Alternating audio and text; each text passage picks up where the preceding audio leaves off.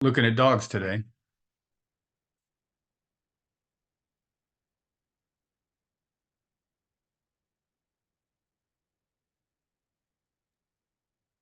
I'm sure Lourdes is a wonderful person, but for the purpose of chatting in a public meeting, I would love to use the chat room as opposed to, Yeah. yeah. Yeah. This is Lourdes. I can get off and zoom back in. No, Sorry. no, you're perfectly fine. No, You're you're right where good. you should be. You're good. Dale and I Okay. can private chat, and I'm just We encouraging. were just gonna talk about non-hard rock stuff. Okay. So, Well, I yeah. won't listen if that helps. And it's also recorded, so Okay. yeah. That, Hey guys, can you hear me? yeah. I can hear you. I can Yeah. hear you. There's I can Kristen. hear you. I can hear you. Yeah. Dan, I'm gonna Are make we- you I'm gonna make you co-host too. Okay. Power is going to go record to his head. Huh? Too late. Yeah. And then, It's a coup. can you post it? Can you Yeah. post it, Dan? Can you be Yeah, sure when do to you want post it up by? I got to drive to Arkansas on Wednesday. I don't know. Can you post it? Can you post it tomorrow? Maybe. Okay. Hi, Chris. Hey Dale, how are you? Welcome back, mate. Thank you. Got home last night. I told Dan it was 89 degrees when I left Sydney. Mm-hmm. It is not. I'm in Florida. It is not 89 degrees right now here. Yeah. Okay, I think it is recording. Yeah, it is.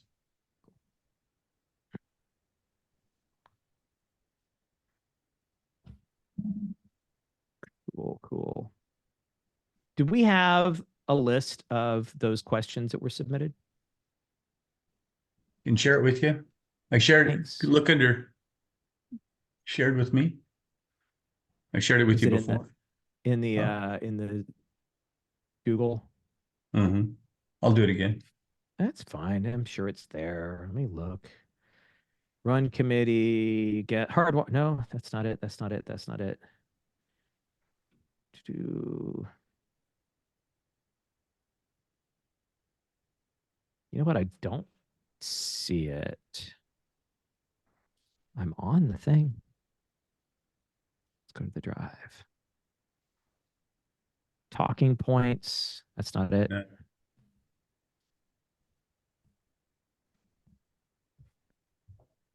Run committee meetings. No, I'm not seeing it.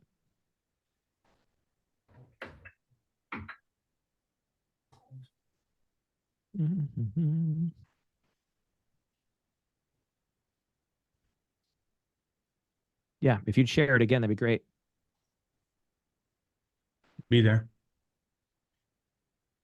I don't see it. Did you send it to my email or my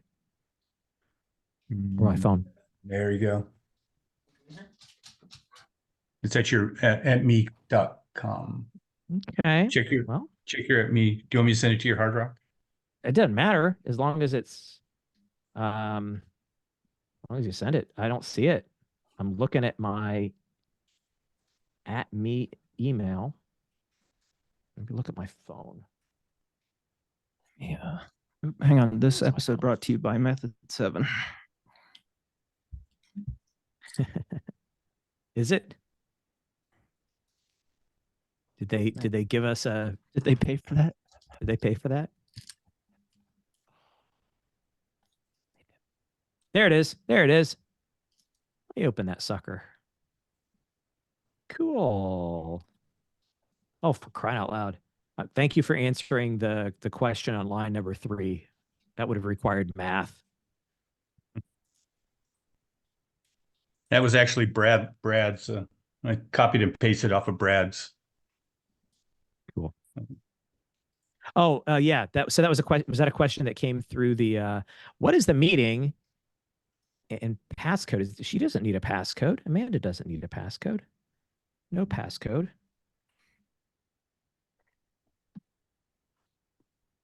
Just click the link. This is an hour-long session, right? Mm-hmm. Okay.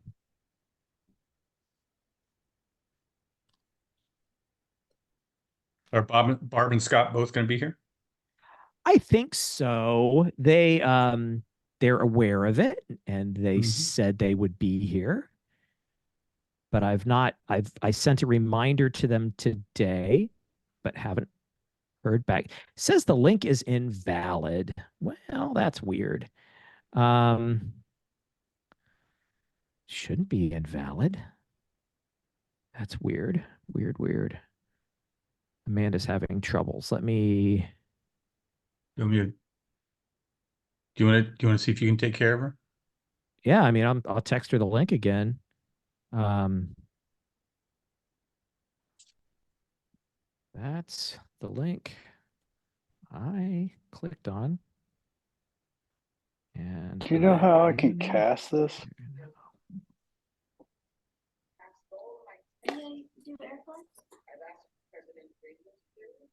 FYI, I will mute people as I hear background noise. Cool. Amanda's having trouble getting in. Okay, got it.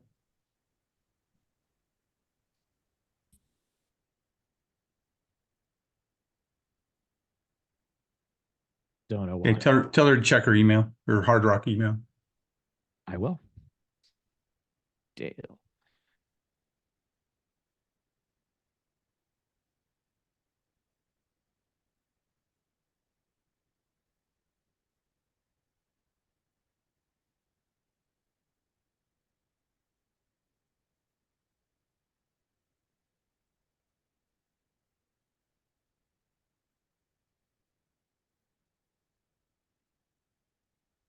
There she is.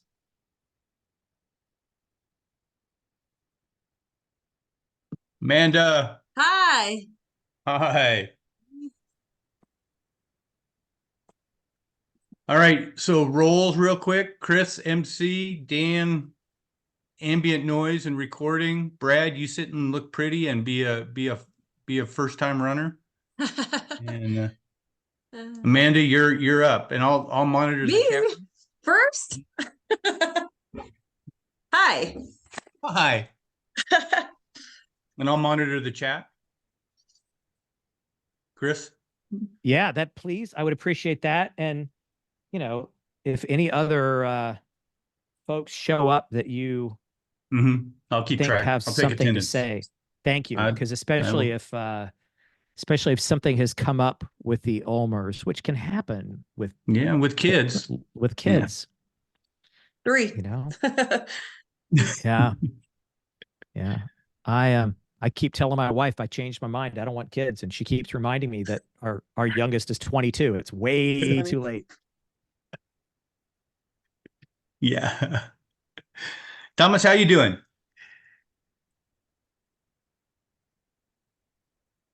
We got Thomas and Lourdes and Chad and John and Fred and Desiree.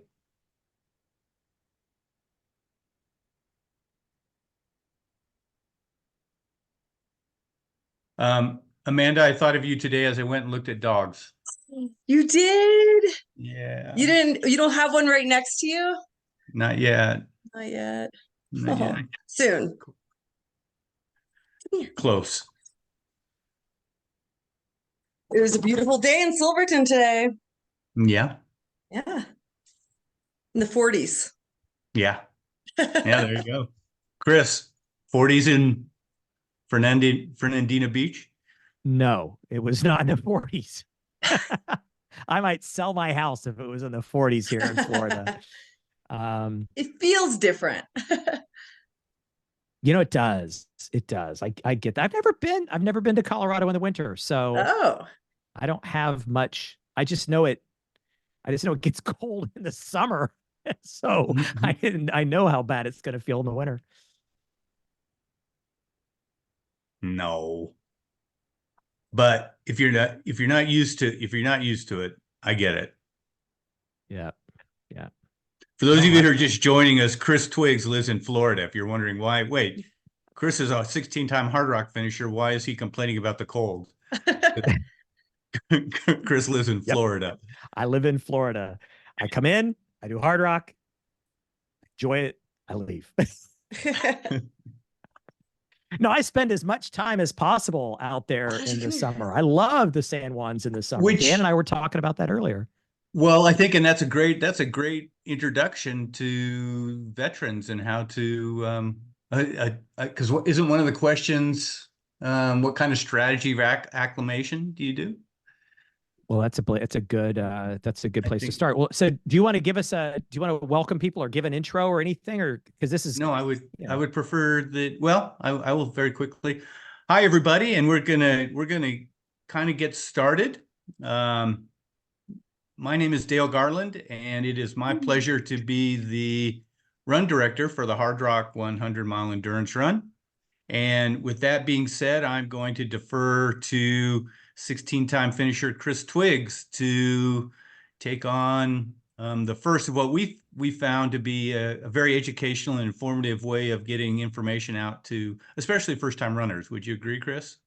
I think. Absolutely. We have and thank you, Dale, very much for setting this up and for sending the link out to everybody so that they could participate. We have a veterans panel that happens during Camp Hardrock when we're out there, during the Hardrock week. And it's been very well attended. And the feedback that we've gotten is that people have really learned a lot from those presentations. However, there are answers to some questions and questions some people have that it's just way too late to ask the week before Hardrock. So we know that some people have questions about training. Some people have questions about the race itself, all sorts of things. So Dale came up with this great idea last year. Why don't we start answering those questions when they matter most, which is now, a few months ahead of time. And also this keeps Dale from having to answer every one of those questions that comes in through the email. We can hit a few of these now, and then he can just refer people to the recording if you'd like. So that's what we're going to do. We do have a few veterans that we reached out to come on. And if some others join us later, we'll be sure to bring them in. But we do have Amanda Grimes, who is not only a hard rocker, but is a Silvertonian. That's and right. so I imagine, Amanda, your altitude acclimatization protocol is way different from mine here in Florida. Sure. Just roll out of bed. What are the conditions right now in Silverton? Well, right now it is a lot drier than it was last winter. So last winter we had an insane winter and it just snowed and snowed and snowed. This year it's been a little bit of mix, like snowed 20 inches, great sunny days, melting the snow. So I think the trails, the Hardrock trails and trails in general around here will be good to go early June this year. Where last year, it was like mid-July, we were all kind of like, is Hardrock going to happen? So we knew by mid-July. Well, like a couple of weeks before, Island Lake and stuff was still frozen. Yeah, you're right. Would you say that living there in Silverton is enough in terms of do you do anything else? Because No. Silverton is up there, but I'm also a back of the packer. okay. But Handy's Peak is a lot higher up than you are now. Is there anything Right. that you do in particular to prepare yourself for being above 10,000 feet for so much time? No, I just tried to get up and I tried to do handies a few times. Okay. Just to get up on the Okay. 14ers. And usually in early spring, you can go down to the Sawatch Range if you're in Colorado and hit up like Mount Elbert and different 14ers down there. They usually dry out a little bit faster. Yeah. But I will. I think that's a great thing to get up as Yep. high as you can, as soon as you can. I've been privileged throughout all my my time. My first time running Hardrock as a participant was 2005, and at that time I was a full-time college professor, which meant I had the summers off. And now I work from home, which means I can work wherever I am, so I can Right. travel. And so I've always had the benefit of getting out to Silverton early, to Ouray early, to be able to climb and Right. get up to altitude. And I acclimatize that way. So when people ask me, how do I prepare to do Hardrock since it's at altitude? The first choice is live there. Be Amanda's neighbor, right? That's the Right. first choice. We would love to sell more houses And in a lot of Silverton. people do come to Silverton within the month prior to Hard Rock. Well, and that's that, right? So if you're not going to live there year round, which I don't think I could manage because I'm not a winter person, but Right. but if you can't do that, get out there as early as you can. Mhm. If you can get For there sure. a week before Hard Rock, that's better than getting there a day before. If you can get there a month before Hard Rock, that's better than getting there a week before. If you can get there 2 months before, as soon as you can get there, that's better. But as Amanda pointed out, some of those higher trails are not going to be accessible in Right. April, in May. Mhm. But get there when you can. If you can't get up to altitude earlier, more than just a couple of days beforehand, there are some things that people have done and had some success with. There are things like altitude simulation tents that some people like. There's intermittent hypoxic training that you can do on a machine, things like that. Looking at the science, at the research behind it, things like that do work, and so that's something that people might try. Now they're not free unless you've got a friend. Actually, I borrowed an altitude tent from somebody one summer, and I felt like it really benefited me. So borrowing one is free if you've got a friend that has one, but otherwise it might be an investment to get one. But depending on how many years it's taken you to get into Hard Rock and how much of a stretch you think it's going to be to get in under those 40 hours, it might be worth the money to purchase one of those systems and have that as a benefit. Those are kind of the proven things. Dale put in the chat here, Hypoxico is a good source for those systems. They sure are. And in fact, there was another one that was doing something similar, an Australian company actually a few years back. I don't think they're still doing it. So I would say Hypoxico is probably the leader there and where you would go to get that equipment. And so there you go. Dale, any other things that you've heard from people that would work other than get to altitude? Yeah, get to altitude, I think, is the key. But also, I think to those of you who can't get to altitude, whether it's for family reasons or vocational reasons or whatever, I think anything you can do to build aerobic capacity. I've heard people, you listen to people and they talk about running up and down sand dunes and things like that. I think those, you've kind of got to take what you can is where you live and work with that. But hi Taj.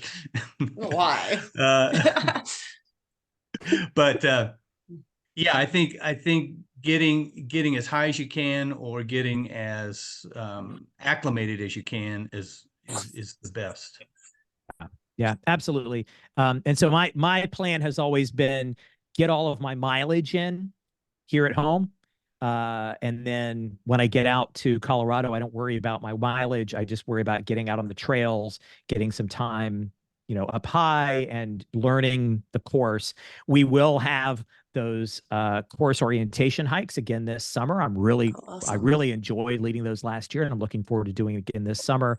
And so that'll be an opportunity for people to get out there on the course and learn them. And keep in mind, if you can't do much in terms of getting prepared for the altitude, that does not mean that you won't finish Hard Rock. We've got 48 hours, guys. We've got 48 hours. That's a lot of time. Even if you're moving slowly, even if you have to take a lot of breaks, that's enough time for someone to get all the way around. And so don't give up on the dream just because you can't take 6 weeks off to head out there early. Correct. Yeah. Looking at the other questions, here's one. I love this. Amanda, what is something about the course or the run you wish you would have known before your first Hard Rock? Oh my gosh. That's a hard question. Yeah. Okay, can I think about that for a second? Yeah. I guess I wish I would have known how to manage my sleep deprivedness. But also, I guess I wish I would have known some of the last 10 miles of the course. Yeah. Yeah. Yeah. Really? I feel like the last 10 miles, I've been saying a lot lately. People ask me what's the hardest part of Hardrock, and I always say the last 10 miles in either direction have been super hard for me because I'm usually delusional going into like the second night. And sorry, sorry about my dog. I'm usually delusional and going into the second night. So I think seeing the last 10 miles is a good idea. This year, it's Yeah. going to be going from Cunningham over Little Giant. Mhm. And I think it's good for people to know what that last climb and descent are like. Yeah. Yeah, for sure.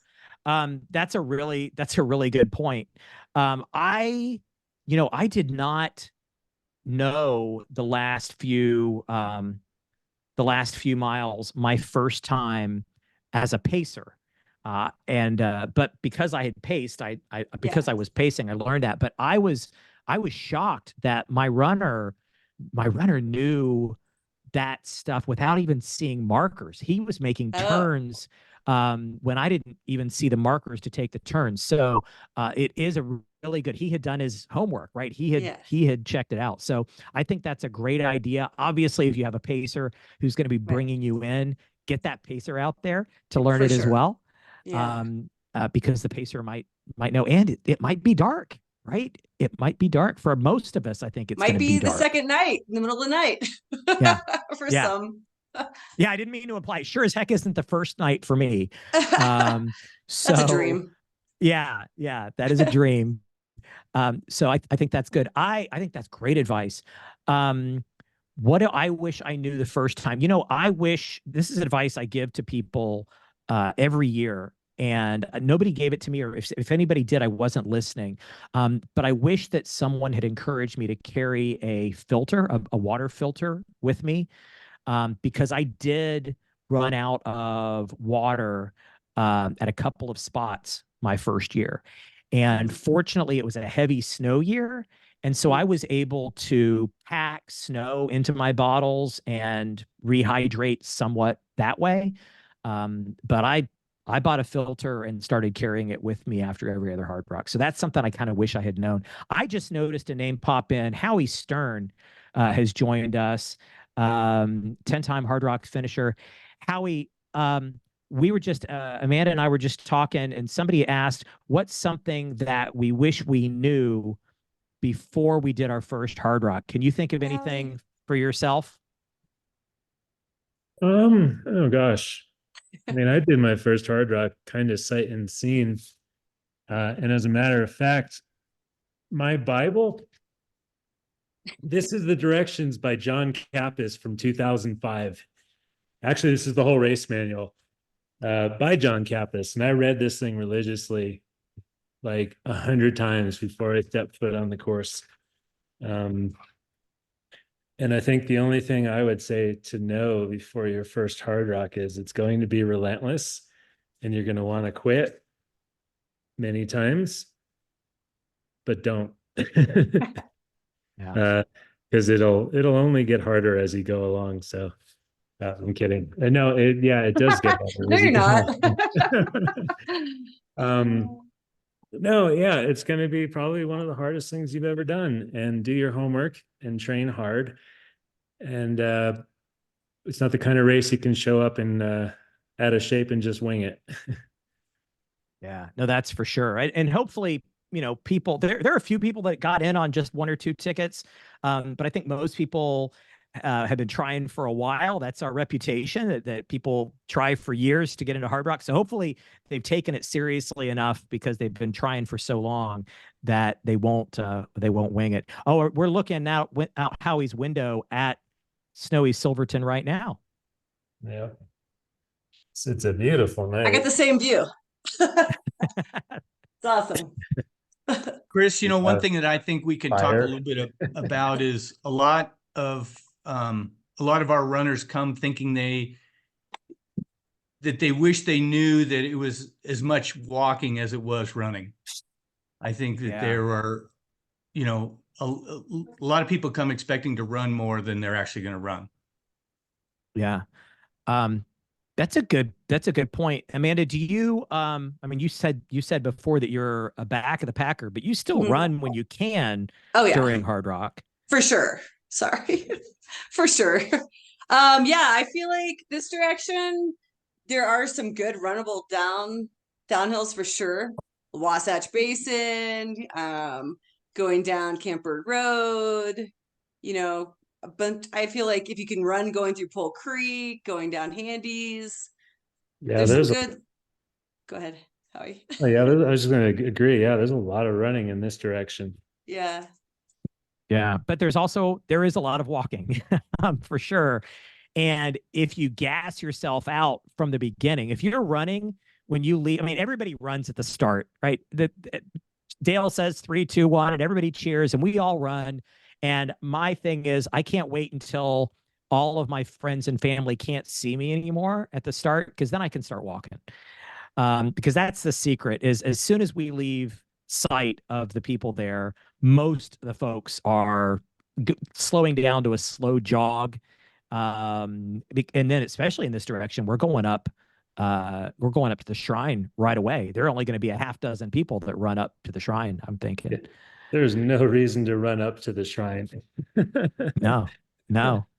I got in my first Hard Rock a couple weeks before, and I YouTubed everything. There are a ton of amazing old school YouTube videos from like 15, 20 years ago that were awesome.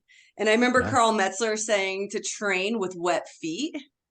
Like before you go for a run, wet your feet down if you don't live anywhere where there's going to be creek crossings. And that's actually a good idea, because your feet will probably be wet the whole 100 Yeah. miles. Yeah. Especially this year, you hit a creek right away. Mineral Yeah. Creek. Yep, you Good got portion. 2 miles of dry feet, and then that's the end of it. Yeah. And if sure. you try, you could waste a lot. I've seen people waste a lot of time looking for a way to hop rocks or things like that to keep their feet dry. If my pacer wants to waste time doing that, that's fine. I'm just crashing through the creeks Mhm. and continuing on. But- But that's a good point. I think, Dale, you're right. There is a lot of walking. We need to be prepared for that. And there's a lot of wet feet, like Mhm. Amanda was saying. Whatever the run throws at you, you just have to know, like how he was saying, you got to get through it. This is Hard Rock. You have to get through this. This isn't one that you can just say, well, this wasn't my year and I'll try again next year. You might not get it next year. John says, wear waterproof socks. I have never tried that. I guess it works. I don't know, Amanda or Howie, either of you wear waterproof socks? I don't. No, I've never heard of that. no, the Yeah. key. The first year I ran, though, there was a guy in front of me that carried a second pair of shoes. He didn't finish, but he was trying to change his shoes at every creek crossing. I would not recommend that. No. I would say regular socks. And I use Vaseline on my feet or squirrel's nut butter on just like the balls of my feet, my heels, and then between a couple of my toes. And I've almost never gotten a blister in 10 Hard Rocks. Then again, I've run 100 miles without shoes before, so maybe my feet are tough. But I don't know, just socks and the proper foot lube is all you'll need. I mean, certain sections they'll dry out, or just put dry socks in your drop bags every 25 miles, and it feels like kind of wearing new shoes. Yeah, it is nice changing socks. I'll do it typically when I'm going into the night section, because I'm going to put on more clothes for the night anyway. So that's when I'll go ahead and change my shoes and socks. And it feels great to get those on. But the truth is, you've got creek crossings every few miles. It's probably going to rain on you both days, possibly during the night as well. So, if you think that dry feet are important to you finishing a 100-miler, you just haven't done enough 100-milers. So my prediction for this year, because we're having like a pretty easy winter, this summer it's going to be like torrential downpours and lightning during the race. That's my prediction. You always We're want lightning, pretty- Howie. We've had it way easy the last few summers during Hardrock, but I think we're due for like plan on being wet. I keep saying Dana, that Howie. because my husband's running Hardrock. So I said, I hope he gets the weather. I hope he gets it all. It's been chilled for a while. But like, yeah, a lot of time like this winter has been like low precipitation, and then a lot of times the summer might flip the opposite way. But It feels like 2018 is the last time we had the really bad stuff. yeah, that was kind of biblical. I volunteered that year, and that was probably the scariest lightning storm I've ever experienced in my life. I volunteered at Cuttingham. And I don't know, the people that were coming down into Cuttingham off of Green Mountain, I've never been more scared for people before in my life. I don't know Yeah, if that was the anyone remembers place. that. Amanda, can we talk a little bit, Howie, can we talk a little bit, Chris, Mhm. about lightning? Because I think that is something that people come to the San Juans and they don't really understand the power of lightning or what the threat of lightning could be. And then I want to come back and Dana, we got your question about how many shoe changes, but I want to talk a little bit about the lightning thing, because that's something that it's real. Yeah. So Amanda, you were there in Cunningham, and that's I was you know, volunteering that year. I didn't run. that I just second night. volunteered. Yeah. So what was at the aid station? What were you guys told to do with all We that actually, lightning around you? people stayed at the aid station, and it was kind of the people that were going to be closer to the final cutoff. Mhm. But they had to, I mean, I don't think anyone was trying to say, oh yeah, I'm going to go now. I want to go. Yeah. People were kind of taking naps and eating food and just recharging and knowing that whenever it kind of cleared, which it does, it clears pretty quick in the San Juans. Then people were able to go on, but it was a lot of people sitting around, and only aid station volunteers were in there and runners. Yeah. Howie, were you Yeah. there at Cunningham, or you'd passed Cunningham already when that storm hit? Yeah, well, there was two different storms that year that got me. Mhm. The first one, I was going up to Buffalo Boy Ridge from Maggie, and with Courtney pacing, and it had been clear, and then it started to get really dark, and then the hail started, and I was like, well, we'll just keep going. We'll play through, and hopefully get off the ridge quick. And just as we were approaching the ridge, like the lightning bolts started going off everywhere, and I was originally going to make a run for it, because we were literally at the final switchback to the top. We were 50 feet below the ridge, and as we came across 5 people sitting down, like huddled on the trail. You're above tree line. There's nowhere you're just like huddling on the ground. And the last person I passed was Kirk. And I was like, well, if Kirk is huddling, I'm like, I guess we can wait here. Yeah. And we waited like 10 minutes. And what I've done a lot in Hardrock is when you see the flash, you start counting. Every 5 seconds is a mile. So if you're only getting to 1, that means the lightning's on top of you. And so we just kind of wait, I waited till the lightning kind of seemed like it was getting further away, and then just kind of said F it and decided to go for it. And which, then you're on the ridge at 13,000 feet for the next half a mile almost. And that was really nerve-wracking. We tried to stay like slightly below the ridge just to not be the highest thing. But then, yeah, later on, then it cleared up. It was gorgeous. I get to Cunningham, and then I go to climb Little Giant, and it was really nice at first. And then all of a sudden the sky turned black and the lightning started, and I was pretty close to tree line. And I saw this other guy who had been up on the pass with us prior. He's like, I don't want to deal with that again. I'm waiting here. And I was like, we're going for it. And then a switchback later, I see a little small peak in front of me get hit 3 times in 30 seconds with lightning. And I was like, okay, I think we're waiting here. And that was a half hour of hunkering down in the trees. in the most fierce, violent lightning storm I've ever probably been in, except for the Uri 100 in my life. And you just wait till it ends. But you know, sometimes to me with lightning, it's just being aware of where you are relative to where the lightning is. Sometimes you're on top of a pass, you see the lightning at the next pass, and you're like, well, hopefully it'll be gone by the time I get there. And a lot of times it is. And sometimes, you know, it's if you're you kind of just have to be aware of where lightning is relative to you, and that sometimes you do have to stop, and other times you just have to run as hard as you can to get away from it, which sometimes is going up and over and down the other side, because nobody wants to go back downhill. And sometimes you just, yeah, you wait it out. But when it comes, depending where you're at, like I've heard so many harrowing stories on Handy's Peak. You know, I'll be on Engineer, and then people on Handy's are just getting pummeled with lightning. Yeah. And I find like if you're in rain, you're okay, but when the hail starts, that's when you know, like, okay, it's about to get really bad. Yeah. So We've got Barbara Ulmer is on with us as well. She's a Hardrock veteran. And Barbara, we were just talking about lightning. What has been your experience with lightning? Have you ever experienced lightning during Hardrock? And if so, how did you handle it?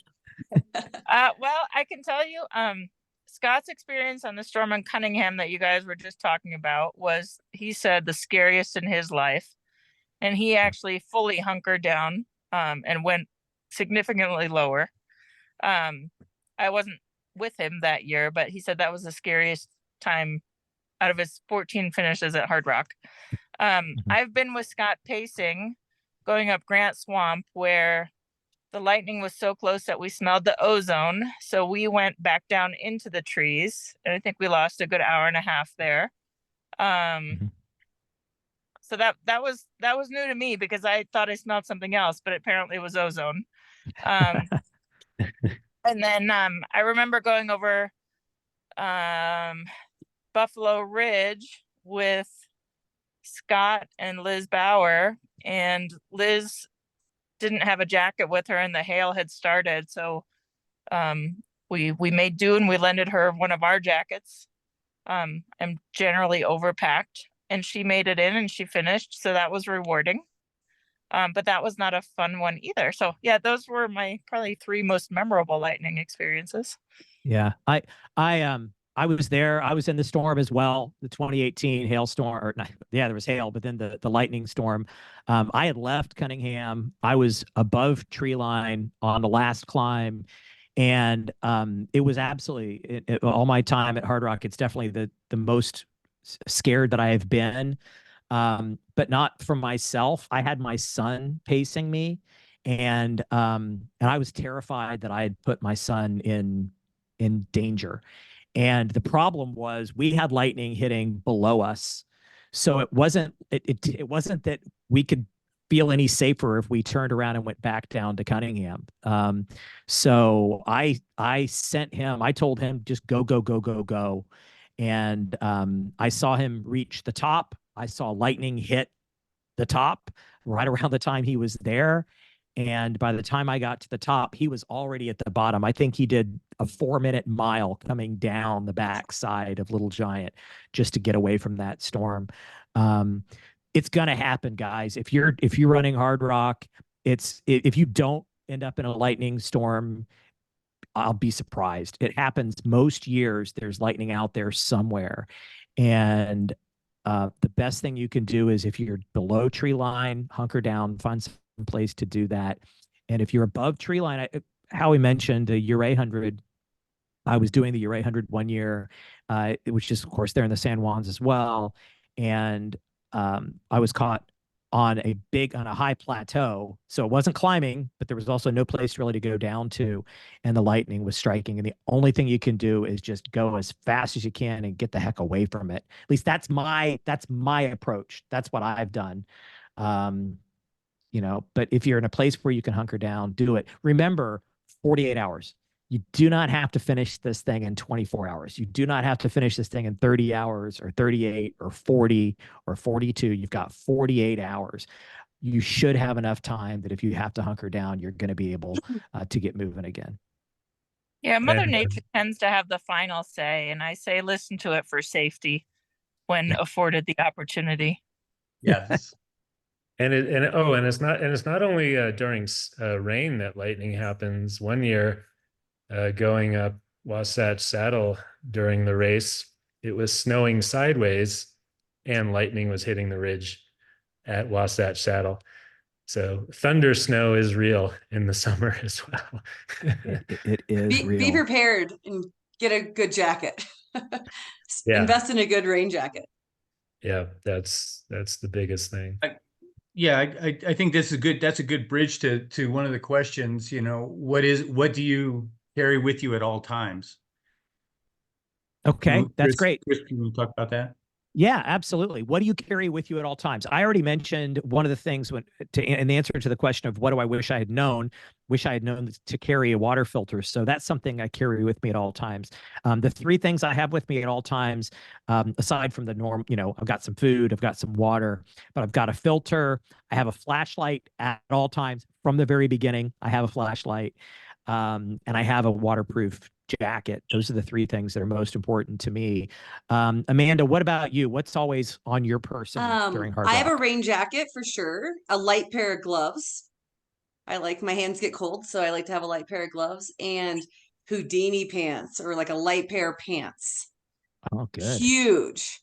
In 2017 I ran and I got stuck in that crazy hailstorm right before Sherman Aid Station. I don't know, by Cataract Lake, Pole Creek. Yeah, that was awesome. And it was one of the most painful. painful experiences of my life. And luckily my husband had told me, put these Houdini pants in your bag, and I had them and I was able to put them on, and it was a lifesaver.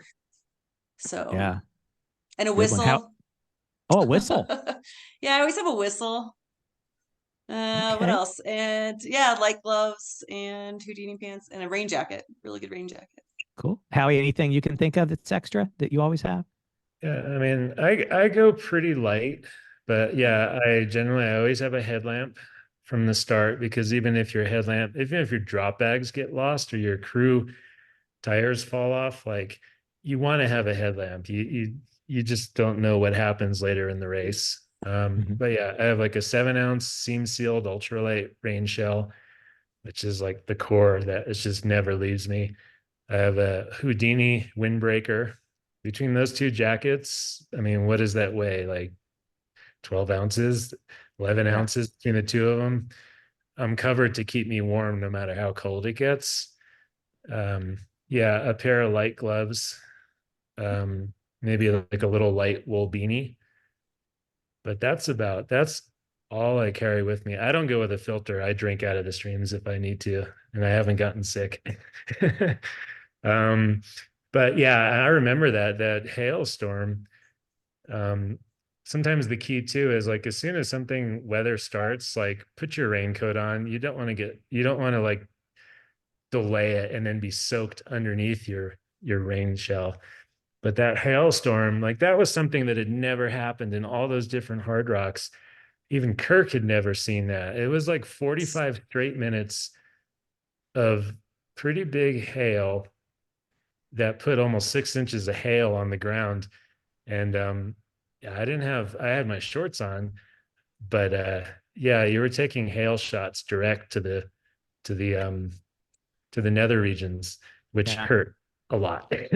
Which was wild. I left the Pole Creek aid station that year and it was beautiful. And I remember saying, oh, it's such a beautiful day. And Tina Ure was running by me and she goes, well, this is Hardrock.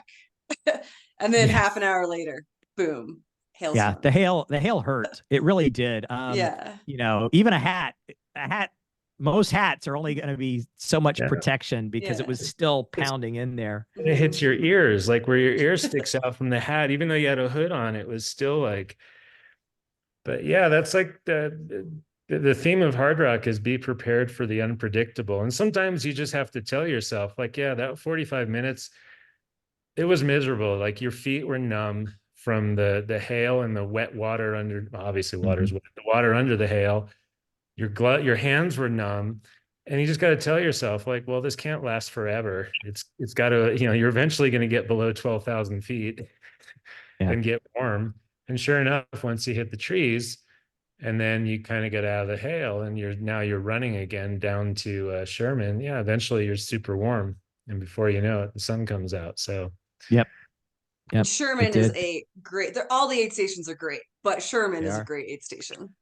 Barbara, Barbara, what about you? Is there anything that we haven't mentioned that you always carry with you during Hardrock, you or Scott? I tend to have a little bit more. I have the rain pants, but they don't weigh anything. They're the ultimate direction ones. And then I have the Garmin rain jacket, which also weighs nothing, and a Houdini wind jacket.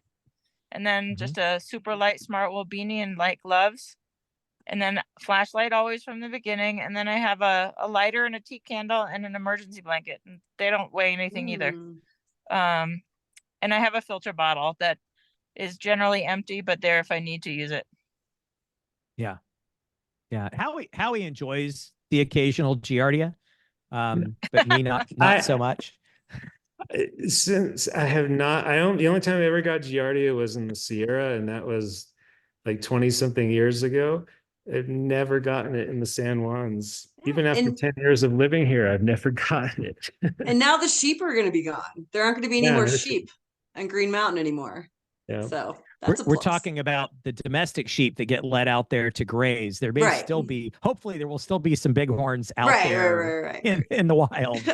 But sometimes there's like 500 domestic sheep. Sometimes there are. And sometimes there's some dead animal lying in the creek 300 yards above where you want to take your sip from. So that's why it's worth it to me to carry the little bit of weight that the filter is, just for peace of mind. I agree. And Howie, I don't have the luxury of 3 or 4 days where I can be out of commission. The minute I finish that thing, I have kids pouncing on me and I start my next marathon. That's right. That's right. Well, choose wisely. I generally drink above 12,000 feet of fast moving water.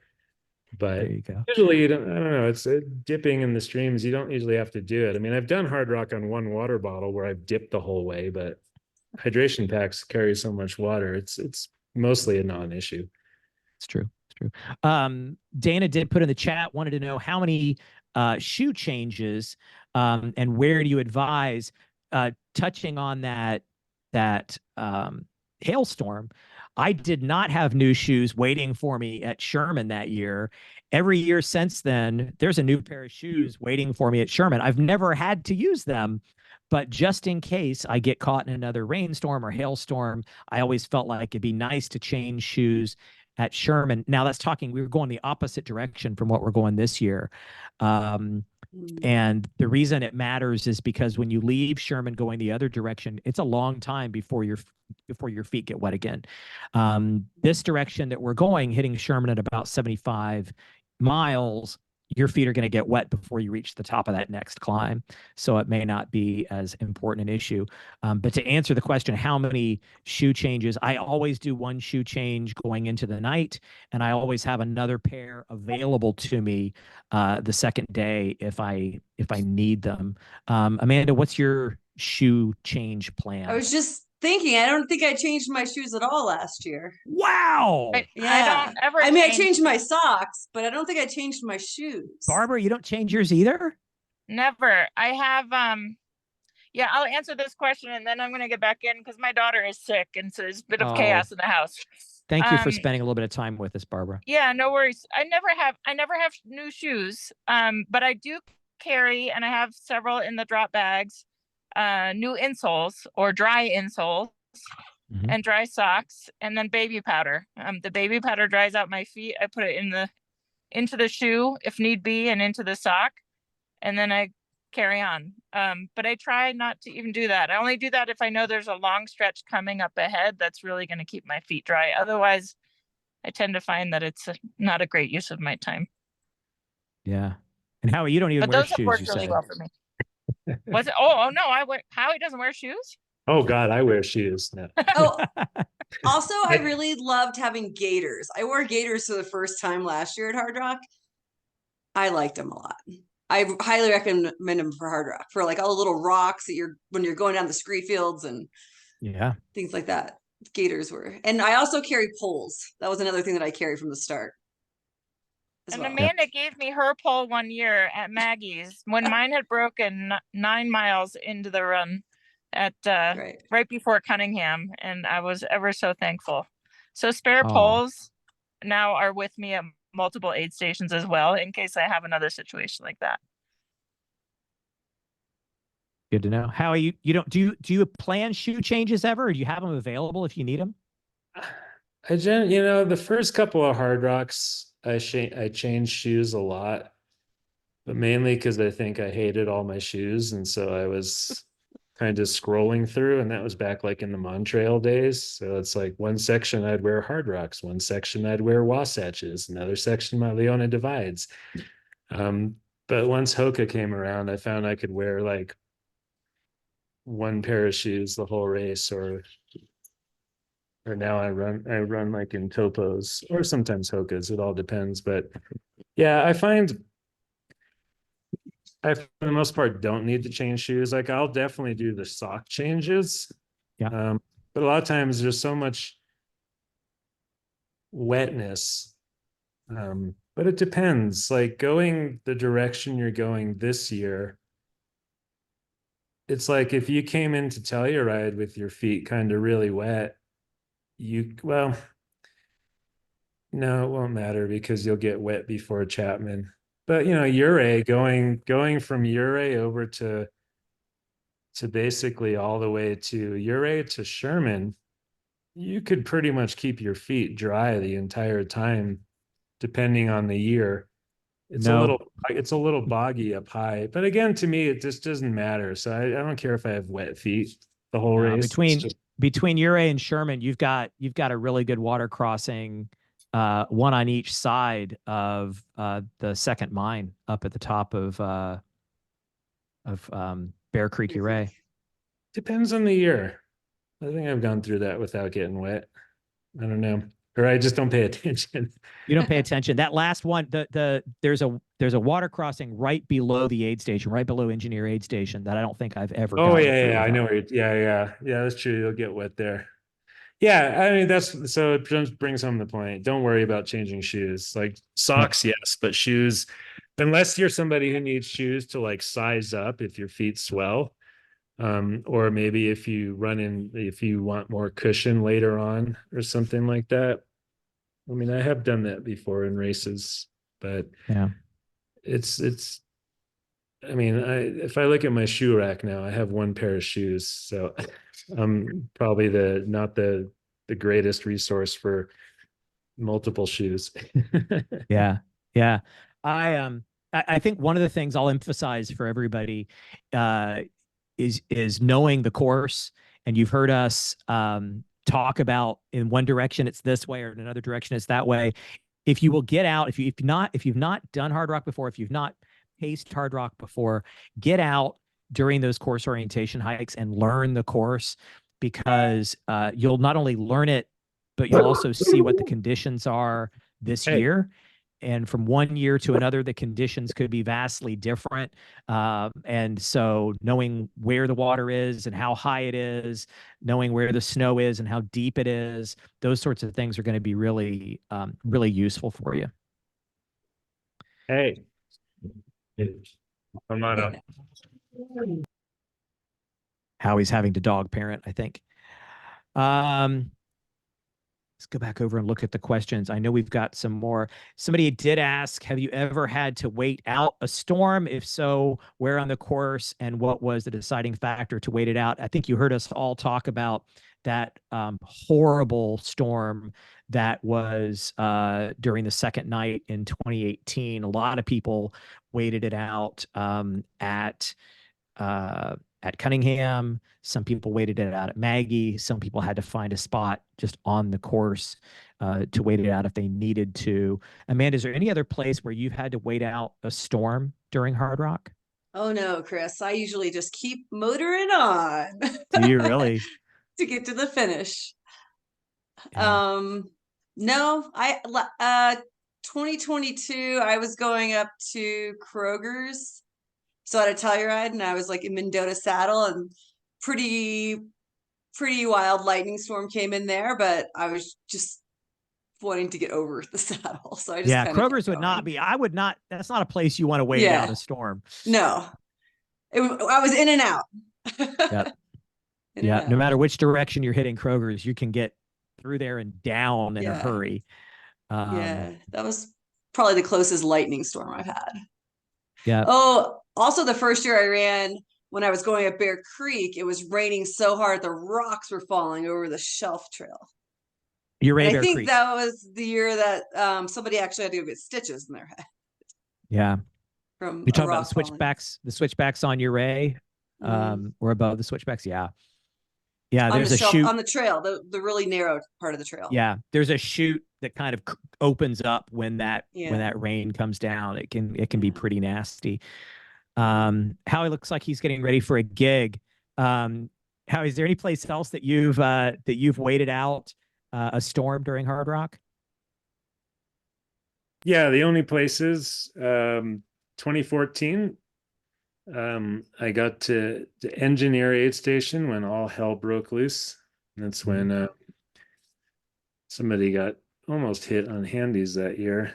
And that was just waiting for 10 minutes at the aid station.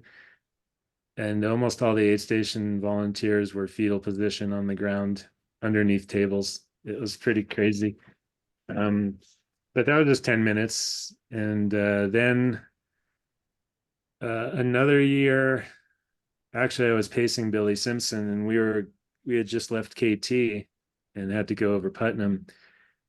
And on the initial climb out, like it started snowing and hailing, and then just crazy lightning. And knowing that there's nowhere to hide up there, plus Billy was starting to go hypothermic because he didn't have a raincoat on him. We just huddled under a tree for about 10 minutes until it subsided, and then the sun came out, and the rest was history. So, yep, absolutely.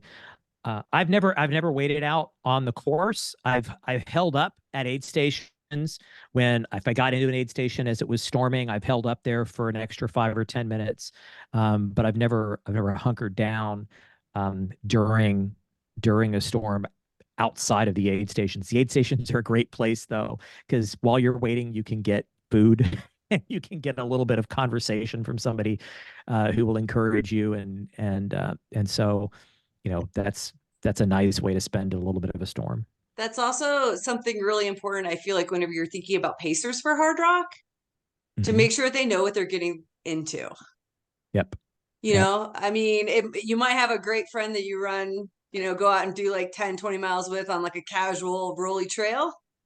But just make sure that your pacer knows that it's probably going to take double the time than they're used to being out there, and that they're prepared with food and clothes. And there's nothing worse than being out and having a pacer that's not prepared, and then you're worried about them. Yep. And they're not used. A lot of times pacers,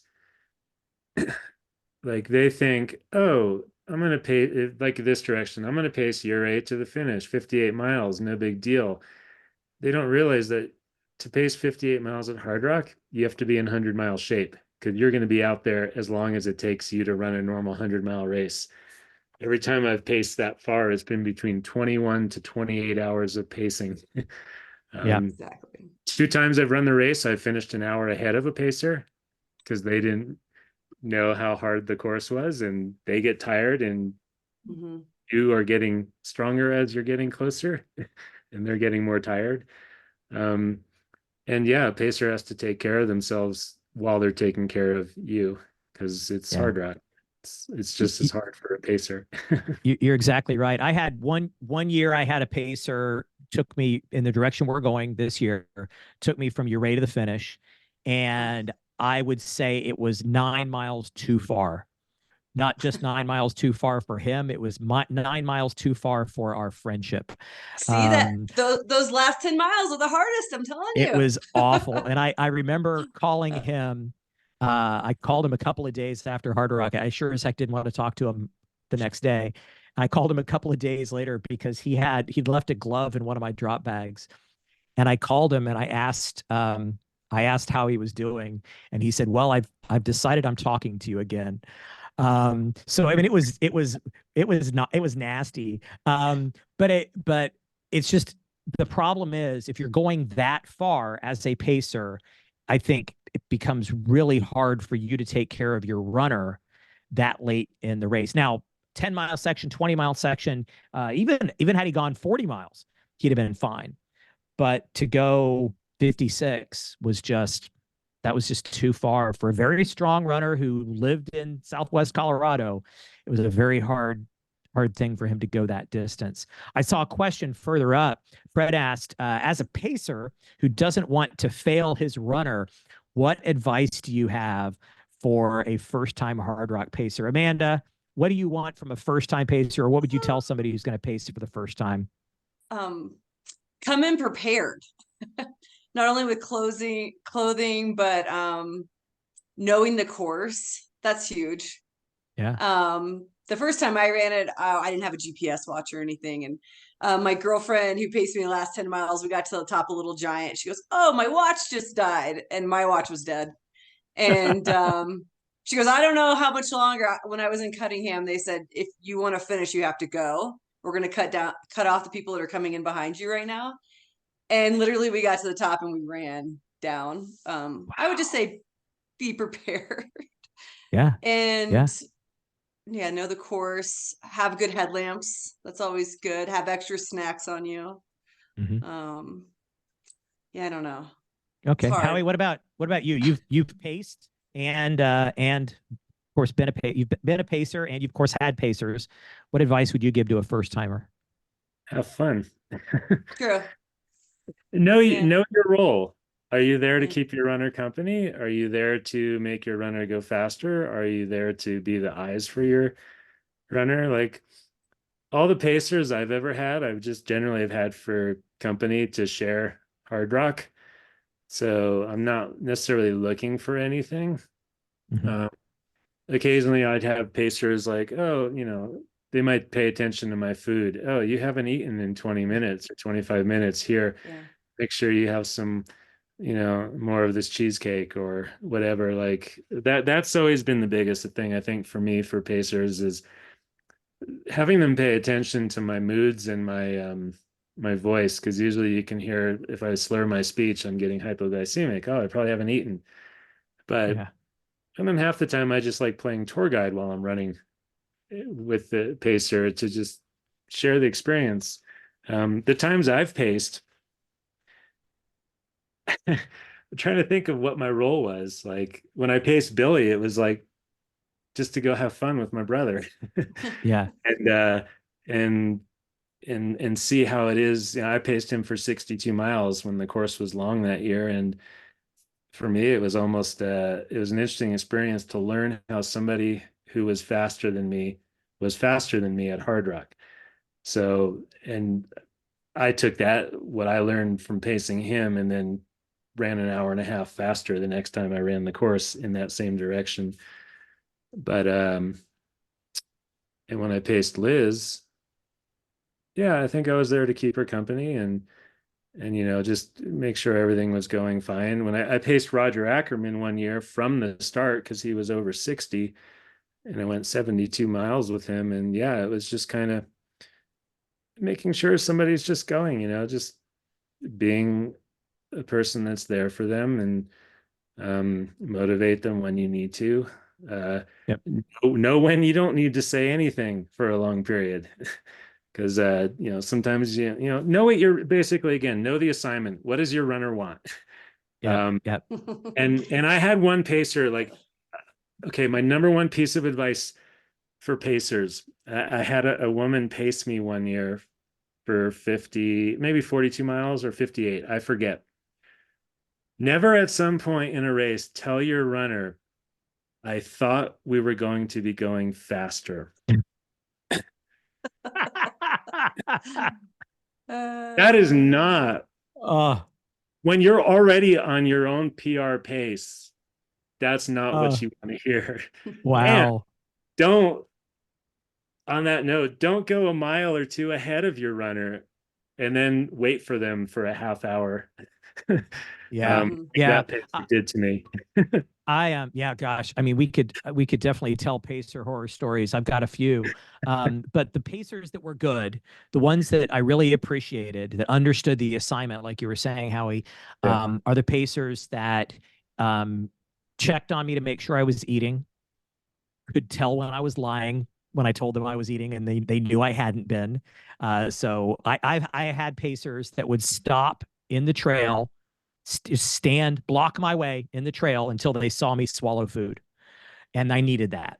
I absolutely needed that because I will lie to my pacers. I'll flat out lie and say that I don't eat food or that I've eaten when I haven't, and I need the nutrition. So, so a pacer that will, don't be naggy, but if you know that your runner needs fuel, make sure the runner's getting fuel.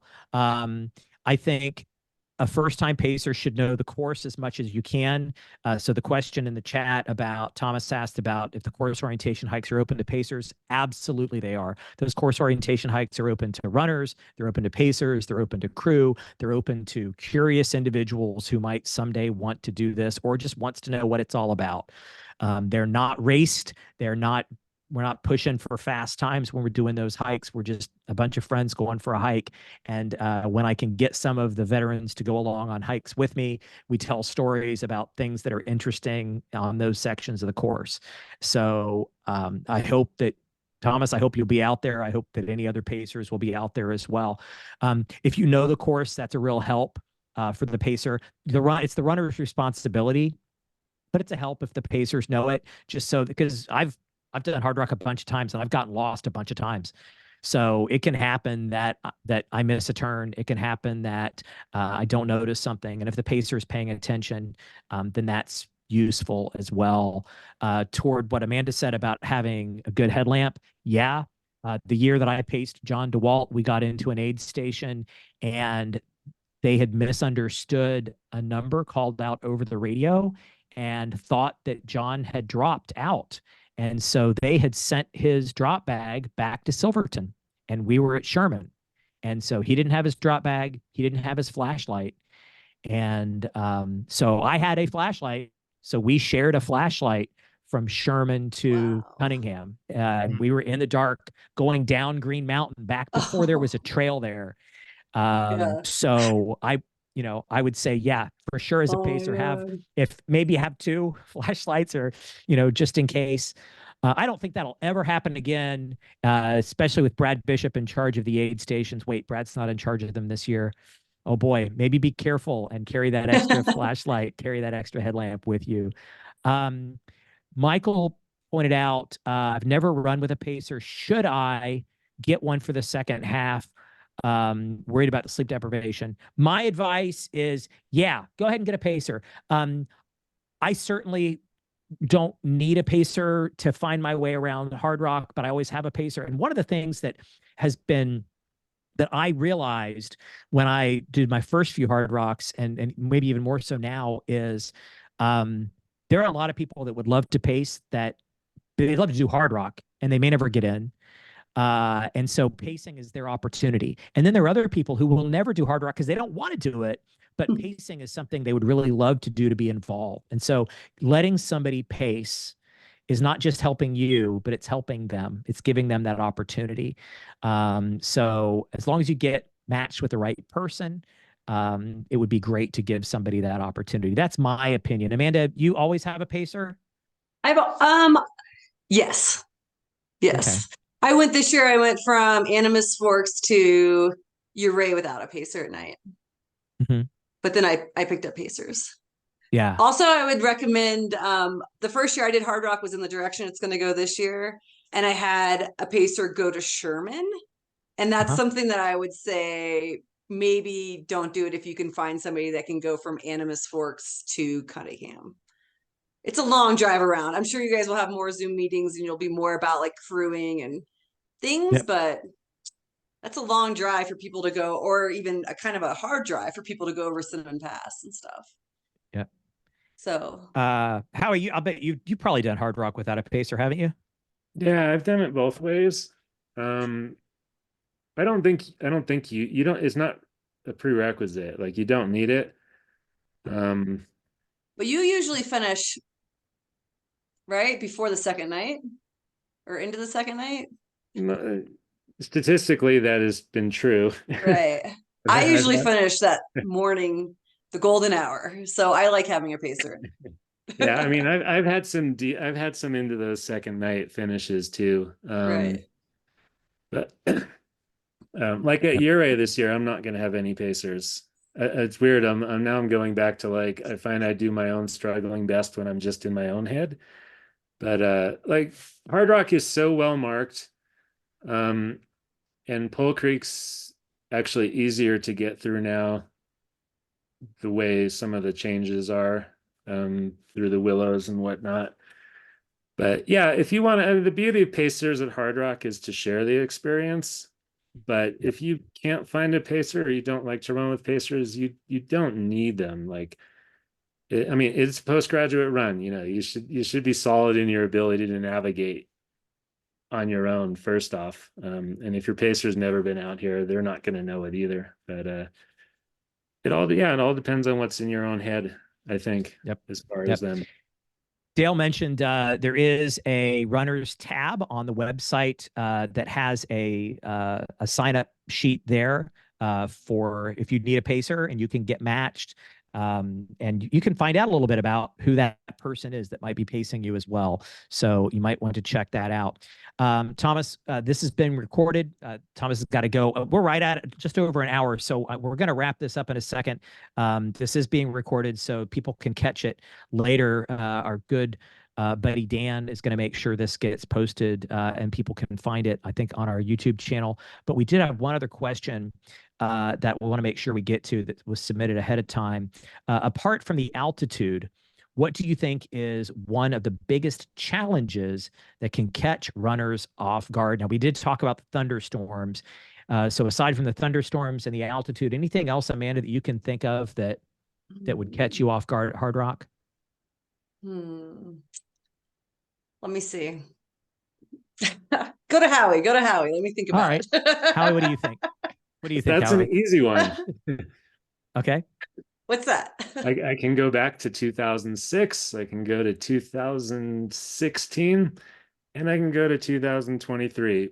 It was hot as hell.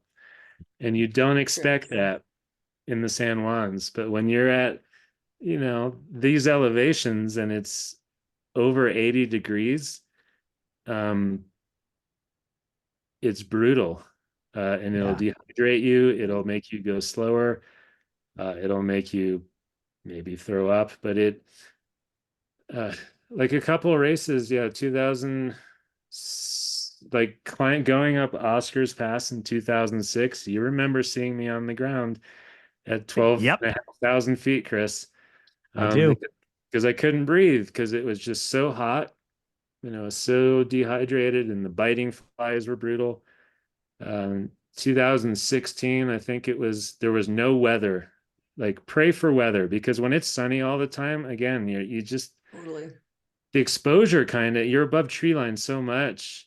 And then last year, Pole Creek was like Death Valley. I was running with Pam Reed. I thought I was in Death Valley. Like, it was so hot last year, and I never recovered. In the first time in 10 finishes, I timed out. Yeah. The heat absolutely killed me. And people don't think about that Hardrock. That's a good point. I would prefer to get destroyed by storms than deal with a sunny, hot year. Definitely. And Ouray and Lake City, or Ouray and Sherman, I guess, are the two places that are super hot on the course. Anything else you can think of that a challenge that people need to be prepared for? Like the steepness and the verticalness and the scree fields. Yeah. Just be prepared, and I don't know. Yeah, how you got another It's thought? different. It's not a rolly runnable. No. There are some things. I definitely have one then too. Also, for people who have never been here or been on Grant Swamp Pass, I'm so jealous. Because you get to go down Grand Swamp to Chapman this year. If you've never run on basically a double black diamond ski slope, that's like a ski slope that has no trail and it's nothing but rocks, but interspersed with the soft rocks, it's brick hard. So you'll be running as fast as you can, and then you hit the hard stuff, and then you somersault. You bring like cycling, like you want to have gloves on going down Grand Swamp. But if you've never run in that kind of terrain, like it's shocking when you first come to it. You'll be like, wow, we're going to go down that. So just in your training, if you could kind of find some steep off trail stuff just to familiarize yourself with a kind of terrain that you may have never encountered in a race in your life. And because people will stand at the top just like looking down at going, what, how? And Yeah. so if you can, that's kind of a surprise people find in the clockwise direction. I would down. not, yeah, I would not recommend experiencing Grant Swamp Pass for the first time during Hardrock. Get out there and see it for yourself beforehand, because it is surprising. I will. It is I'll my turn favorite part of the course, though. Oh, I So love it is it. super fun. I love it. Holy It's ground super up there. fun. It sure is. The whole course Um, is so beautiful. To It's whoever absolutely hasn't been out gorgeous. here. I just want to share one other thing, and this is not about a challenge. This is something I do think it's something that's unexpected, and that people need to remember. If you can channel this thought during the first day of Hardrock, when it starts getting really bad, or not when it starts getting really bad, when it continues to be really bad, when you've thrown up for the 21st time, just remember, when the sun comes up the second day, it gets better. You get your energy back. You start moving faster. You start getting stronger. It does get better when the sun comes up. And so you just got to plug away through that first day. You've got to plug away through that first night. And then you will be amazed. Not only you, but your crew and your pacers will be amazed at the energy you have that second day. So, and I've got so many stories of people passing me like I was standing still the first day, usually because I was standing still when they passed me. Exactly. I was standing, trying to make my way up Handy's Peak. Sitting on a rock. I saw you that's- there one yeah. time. I'm sure you did. Everybody passed me there. And yet I passed back a lot of people the second day, because the energy comes back. So yeah, there's a lot of unexpected bad stuff. There's a lot of unexpected good stuff. As Howie said, I'm excited for everybody that's going to get to do it for the first time. Dale, is there anything else that we need to cover during this session? No, Chris, I think we are good for this one. All right. Yeah. Well, thank you everybody for being a part of this. Again, it has been recorded, so you can go back and watch it again later on the Hardrock 100 YouTube channel. And I want to put a plug in. If you haven't been listening to the Hard Talk podcast, what's the matter with you? You need to listen to the Hard Talk podcast. We've got a lot of great episodes out there. Dan and I just recorded the last piece of the next episode, which when is the next episode going to drop, Dan? Do we know? Thursday. We got another episode dropping Thursday. So look up the Hard Talk podcast, listen to it, have some fun with it, and we'll see you in Silverton. Yeah. And check out those Chris, old school YouTube videos. They're amazing and they have great advice in them. Oh yeah. And the next one, everybody, I'll send you out the link, but it will be what to expect. And that will be what to expect in the aid stations, what you can expect in the towns. That's kind of what we're going to be talking about next month in this Zoom session. Awesome. Thank you so much, Dale. Yep. Hey, everybody. Have a good Thank evening. you, Howie Stern, Amanda Grimes. Thank you so much for joining us, for Barbara being on our Ulmer. veterans panel. Barbara Ulmer, who had to go be a mom. And Dan, thanks for producing all this for us. Thank you. Bye, everybody. Happy Okay, guys. training.